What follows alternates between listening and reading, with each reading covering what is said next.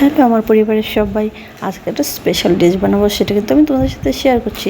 Please please সবাই একবার খেয়ে দেখো, আর যদি না খেয়ে থাকো তাহলে কিন্তু তোমাদেরই লস হবে।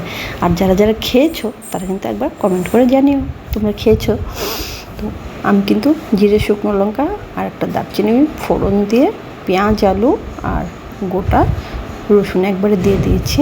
মাংসতে যা যা লাগে সেম জিনিসই দেওয়া হবে, শুধু এটাতে অ্যাড করবো একটা স্পেশাল জিনিস। সেটা কি বলো তো, একদম গ্রিন টাইপের, মানে সবে মাত্র নতুন যে মেথিটা হয় না, সেই মেথিটা, এটাকে মেথি চিকেন বলা হয়।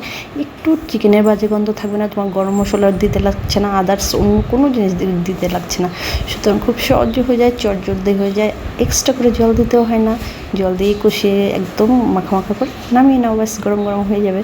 তো চলো সেটাই কিন্তু আজকে শেয়ার করছি। হ্যাঁ, আর তোমাদের বলবো, তোমরা যদি চাও আর কি আমার ইউটিউব চ্যানেলটা প্লিজ প্লিজ একটু সাবস্ক্রাইব করে দিও।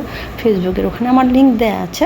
তো আমি মাংসটাকে কিন্তু একবারে যতটা জল লাগবে ততটা জল দিয়েই একদম সব মশলা দিয়ে সুন্দর করে কাঁচা লঙ্কা 4-5টা আর একটু লাল লঙ্কা দিয়ে মেখে রেখেছিলাম, সেটাই বসিয়ে দিয়েছি। আর এই যে এইভাবে একদম কম আছে ধীমে ধীমে করে আমি এটাকে কষিয়ে নেবো। অনেকবার কিন্তু ঘাঁটতে হবে, যেহেতু জল অল্প দেওয়া হবে, উপর নিচ বারবার করে দিতে হবে।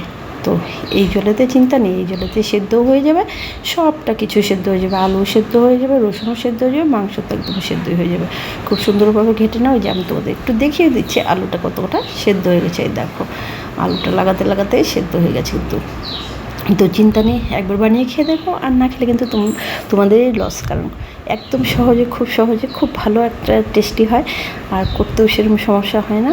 সব কিছু সেদ্ধ হয়ে গেছে, মাংস দেখো সেদ্ধ হয়ে গেছে। তো নামিয়ে নিলাম। চলো টাটা, আজকের জন্য এতটাই। প্লিজ প্লিজ পাশে থেকে